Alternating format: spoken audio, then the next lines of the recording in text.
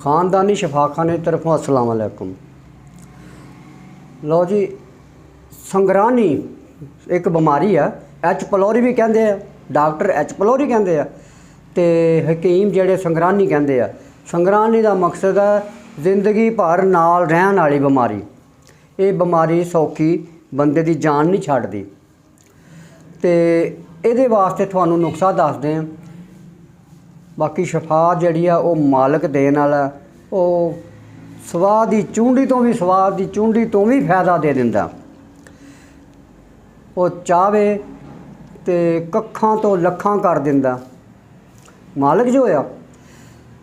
ये संगरानी का तुहानू इलाज दसां। संगरानी का तुहानू ये देख लो कि उदों बंदे नूं पेचस लगदे आ, कदी आपे हट जांदे आ ते कदी बगैर दवाई तो ही ते कदी शुरू हो जाते हैं तो कदी कदी खून भी आन लग जाता पेचसां दे विच ते बंदा ना जींदियां चों ते ना मरियां चों। उधरों वाशरूम चों आउंदा फिर भज जांदा। बंदे कोलों बर्दाश्त भी कई दफ़ा नहीं हुंदा, सलवार च ही पखाना निकल जाता ते लेस जी हुंदी है। पखाना भी इवें खास नहीं हुंदा, लेस जी आंदी रहिंदी है। ते इहदे वास्ते संगरानी वास्ते तुहानू इलाज दसां, सौखा ही इलाज कर लोगे तो इंशाअल्लाह अल्लाह मेहरबानी करेगा। कोशिश नाल ही है ना, कोशिश करांगे तो अल्लाह कामयाबी दे देगा। फटकड़ी सफ़ैद पीस लैनी है, 4 माशा ते 1 माशा शंगे जराहत रला लैने हैं।